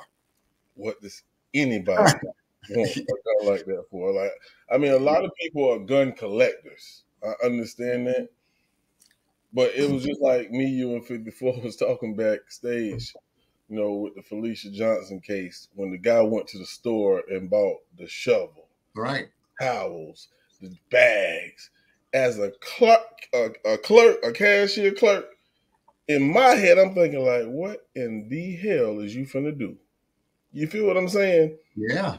So, man, I mean, there was a red flag there. That would be a red flag to me. That would be a red flag there. You know, this guy's not even 21. 21, and he's buying ammo. For real. He's learned how to modify a Bushmaster AR-15. Hell yeah, just like JB said. Yeah, he's trained. Yeah. He was trained to do that. Because you got to go out and practice. You got to go out and practice. Now, Conklin, New York is a very highly rural area. The homes are spaced out. It's almost like, you know, you're in the boondocks. So yeah, out there, he could have practiced on anything. You know, But you're not going to go deer hunting with an AR-15. Exactly. Exactly. You know what I mean? Do you think, and, you know, I felt the young lady's pain who said she hated his parents. Yeah. Do you think they either knew or they participate in that type of behavior? And that once again, a good point. You know, could that have stemmed from his parents? Could that have stemmed from not only his parents, but his, you know, does family values have something to do with what he did? You got to think about it, because if you're raised a certain way, it's taught to you. But if you're raised in a loving family, where the hell did that hate come from? Mm-hmm. Yeah, it had to be cultivated from somewhere. Had to be cultivated from somewhere. By somebody. Right. You know? Because I wasn't taught to hate nobody because of their color. I wasn't taught to hate people, period. When I get mad, I want to say, I hate. My grandma said, you don't hate nobody. You know what I'm saying? Even with the times that we're living in right now, that can build up a amount of hate for people who keep doing you wrong. But I can't hate nobody because I wasn't raised that way. So that makes me wonder, was you raised that way? Right. Or did he have a past trauma where he came across a group of Black people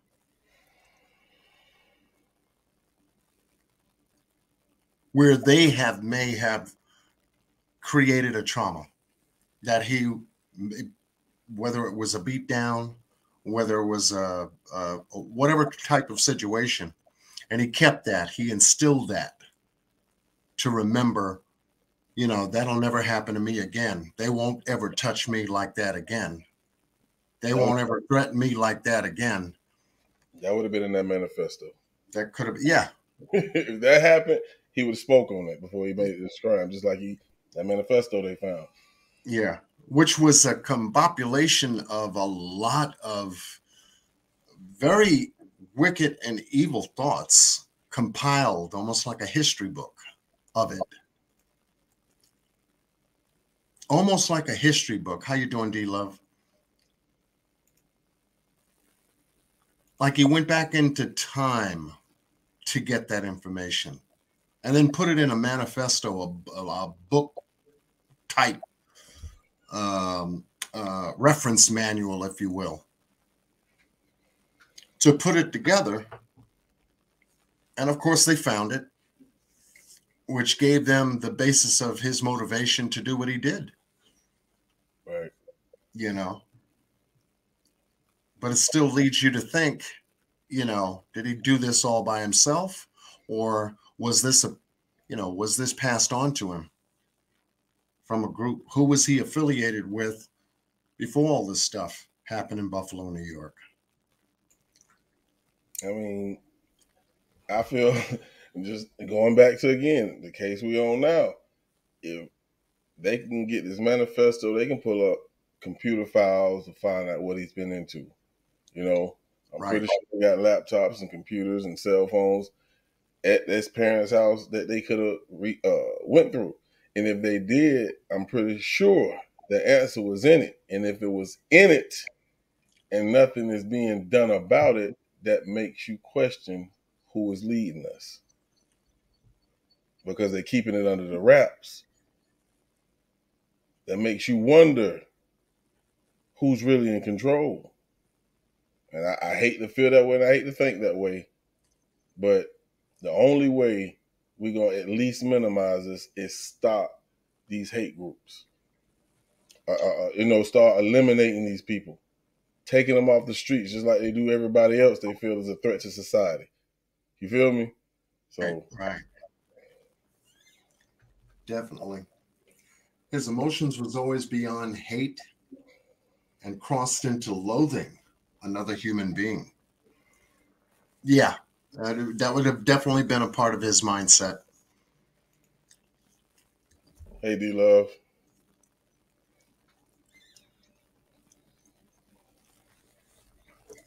Yeah, I'm glad. Beverly Foster. There has and is white supremacy ideology, but Trump empowered them. Well, Beverly, when you can take a situation like this and it evolves around the political spectrum, I don't think Trump had anything to do, with that entering this young man's mind when that's been something that's been, that goes as far back as even beyond that of past slavery. They've been, they had that information way, way, way back into time. So I don't think it would be, labeled, or put on one person, the president, the former president, that is, when this shit's been going back ever since the civil rights days, the Martin Luther King Jr. days. They had news reports of various different, race hate relationships, especially down in Tennessee, Memphis, in the Memphis area, and the Alabama, Georgia, the certain parts of Georgia, I think it was further south, near Savannah or something like that, which spawned on to other parts in the southern eastern areas of the United States, predominantly the South. I would, we agree on a lot of things. We always on the same page, but what Miss Foster, this is what I feel she's saying, John. No, you can't blame it on Trump in a sense, because like you said, this has been going on for a long time.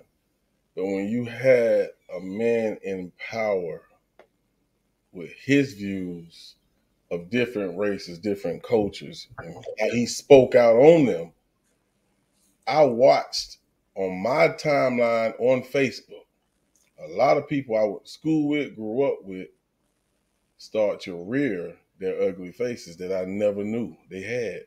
Mm-hmm. And he got in the seat. There's a lot of people, black or white, that ride with Trump. That's your opinion. I'm not here to say you're wrong for that. Right. I don't ride with him, and I never will. You know what I'm saying? He may have done some things to try to protect the United States, like some people say building the wall to keep all this other BS out of the country. Cool. But I think the way he went about doing things, is his approach and how he spoke. It came from an ignorant place to me. And that's just how I always feel about him. That's just my opinion. Yeah, he wasn't a polished president, that's for sure. He was not a polished president. That is definitely for sure. He didn't follow scripts. He didn't read too much from teleprompters. He just spoke what was on his mind. Yeah, he did that. He definitely did that. Yeah. Yeah. So we don't know where his parents are, at this point. I'm sure that there'll be a follow-up from the mainstream media news to kind of cover a follow-up with the parents. What did they think of the sentencing of their son being sentenced to life in prison for the killing of 10 people? So we'll soon see. We'll soon see. I don't think they're gonna say anything. If you were his parents, would you say anything? Oh no, you wouldn't want to be seen now. You know what I mean? I wouldn't say nothing. You would not want to be seen now. You don't want to talk to nobody right now, because that's devastating for them to have a family member, everybody that knows them in the neighborhood that they live in, be convicted now to life in prison for killing people of color, and no, you don't want to be seen. Move out the damn state, go to someplace else, and leave it alone. Yeah, leave it alone. And that could be possible, D-Love. I was thinking that too. That he could have suffered some trauma when he was younger, and that helped to begin the process to get him around other people of like-mindedness, if you will.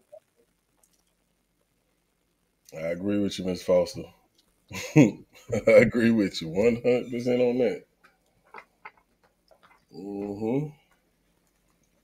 But yeah, it is what it is. It is.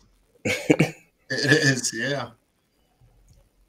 But we have to keep an eye on things like this because we never know when it's going to strike again. Never know. And for him to be so young, he just thrown his life away. I mean, there was like he has an empty soul. Seeing him sitting in the court, and then trying to say he was sorry. It was just not. It was disingenuous moment. To me, he was being very disingenuous about it. Just reading what his attorneys had put out, on the table for him to read, knowing that he'd just thrown his life away. I mean, think about it. After you killed 10 people, I don't care if he wrote it or his lawyers wrote it. There is nothing you can say that make anybody listen to an apology to think you're sincere. Because they felt like you wouldn't have did it in the first place. Yeah. The dude said it was a mistake. That wasn't a mistake. No mistake. It was not a mistake. That video that he shot off his helmet, coming out of his car, parking in front of the store, coming out of his car, him grabbing the Bushmaster AR-15, and as soon as he got out that car, he found 2 people to shoot down right away. Closed the door, started walking up on them, shooting. I'll never forget it. Shooting through the window before he got into the store. Then got into the store and shot anybody that was in front of him that was black. Yeah. And there was 2 women right there in the main aisle, right in the front door. And I said, what? Is this happening? The mistake would have happened. Oh my God. I'm sorry, my fault, bro. No, go ahead. The mistake would have been if he would have shot that I guess he was a manager. He was like, no! He's like, oh, I'm sorry. That was on the floor in between the registers, yeah. That would have been a mistake. Because you see he didn't shoot him, right? Yeah, it's talking about sorry. That would have been the mistake. For him. Yeah. Yeah.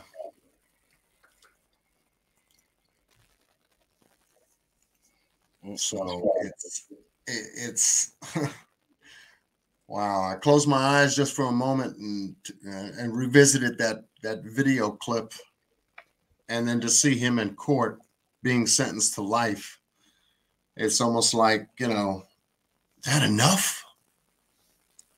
Well, life is life. Yeah. Life is life. Anyone knows that him being sentenced to life or being sentenced to death is still not going to give you that closure because it was senseless. It shouldn't have been done in the first place. Right.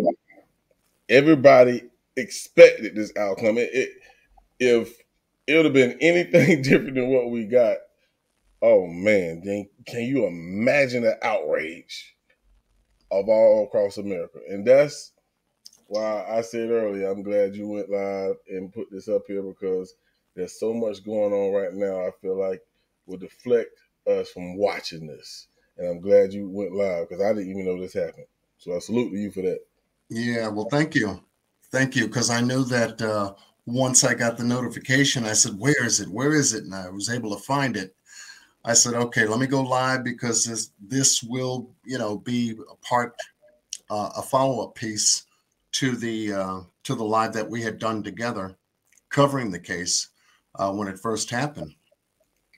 Yeah. Because it was extraordinary, and then right after that, the Uvalde, Texas shooting happened. It's a back-to-back major shootings like this, and it was like, oh, now it's a school. Where young children, were, trapped in a classroom and shot down. AR-15 there too. So what the hell is happening? Where are these young kids getting the privilege to handle AR-15, purchase AR-15s, and go into these places where it's highly populated and just start shooting people? And it's just like the college shooting at MSU, and a guy walks through the door and starts shooting people. Hey, Joe. And then they found that what was stated was that he took his own life right afterwards. Hey, Joe, I'm gonna go ahead and step down. I gotta take a phone call, bro. All right, man. Well, thanks for jumping up. I know that you wanted to chime in. I appreciate the chime in on that. No doubt, bro. No doubt. One love to the chat, man. Y'all be easy. Stay vigilant. All right, boss. Yeah, so we're gonna wrap this live up. I appreciate a lot of you coming in and chiming in with me. I know it was short notification because I usually post my lives a little early so that this way proper notification goes out. But I wanted to get this up and running as quickly as possible, being that it is 6:04 my time, and this had concluded about maybe 5.5 hours ago, to bring some kind of closure to the casework that we put on the channel already. But much love to Miss D Love, Miss Beverly Foster being here, RJ. I know you're going live tonight on your channel, if I'm not mistaken, covering the Summer Wells case. JBATL, thank you for joining us. Marley 13. We got Based Seraph in the building. The Breakdown, thank you so much. JD, thank you so much for being here. Roiselle P, thank you for being here.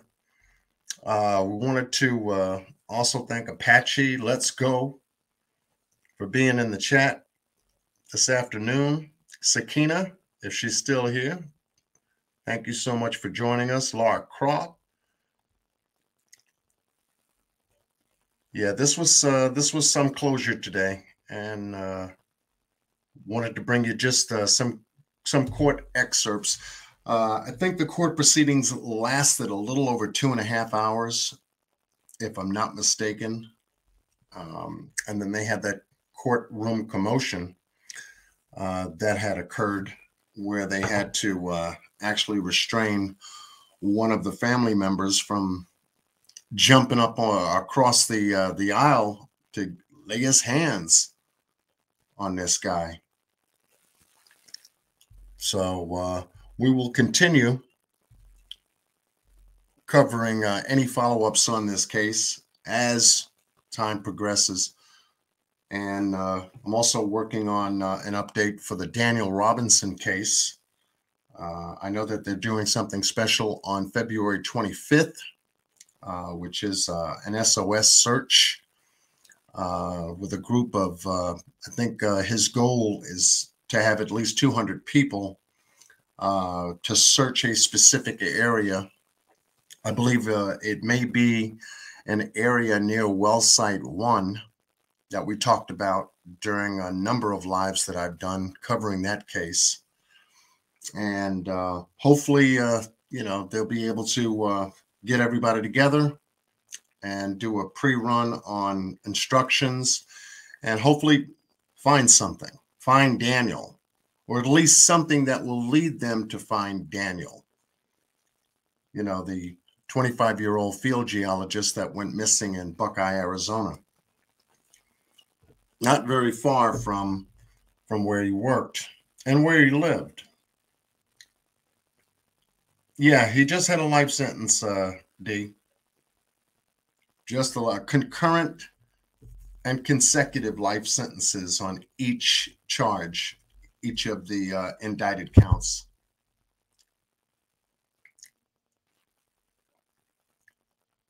So I wanted to make sure that I brought you that update. We're waiting for news developments pertaining to the Breonna Taylor case still. We're working on, in addition to the Shanquella Robinson case as well. And believe this Friday on 54 Keyz Channel, we are going to be doing a collaboration covering a brand new case.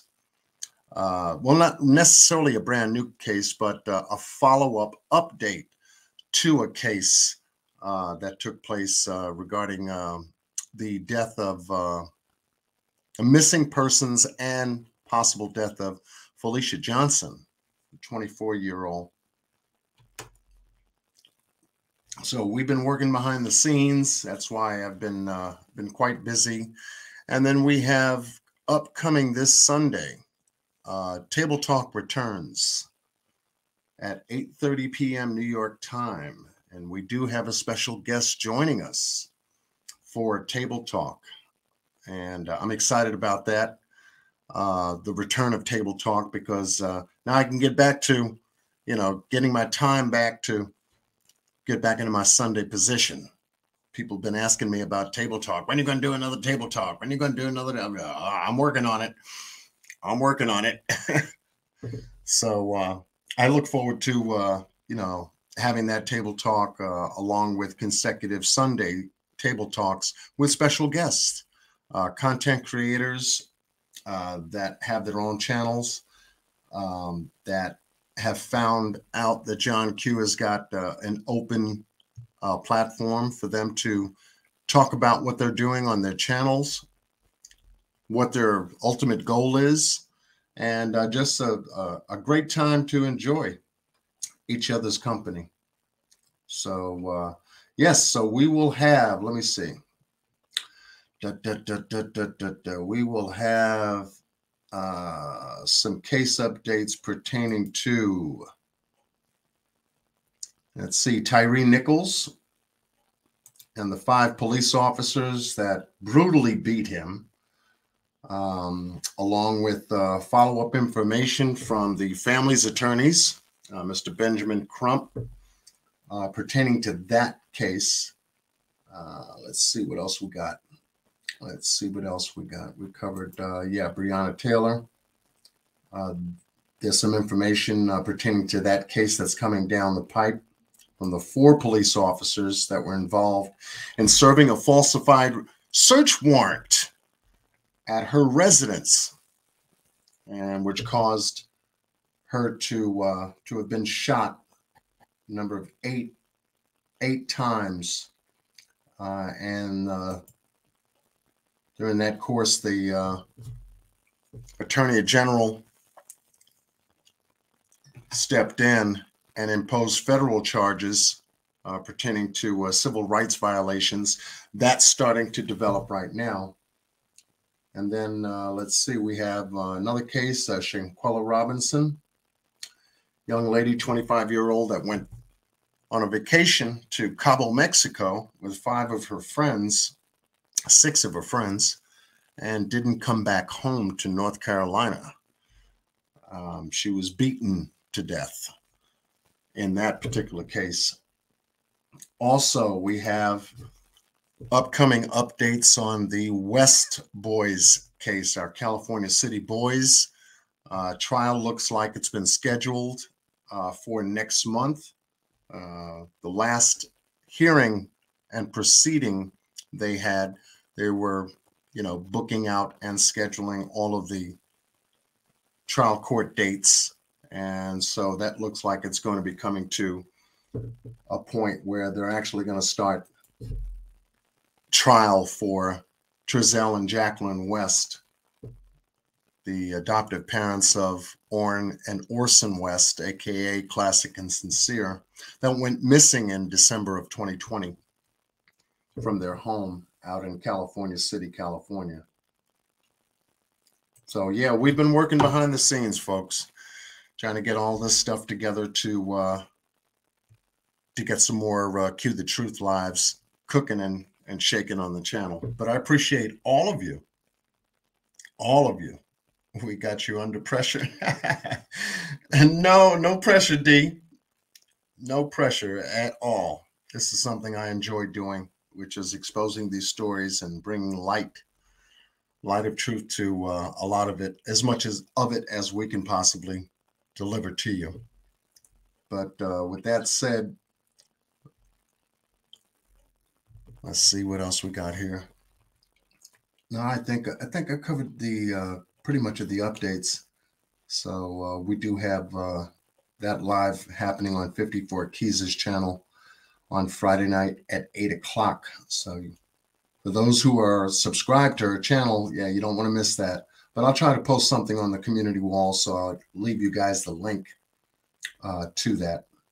So with that said, y'all have a good one. Until we meet again, God bless you, and be well, and stay safe, stay vigilant. Much love to the family. With Godspeed. Thank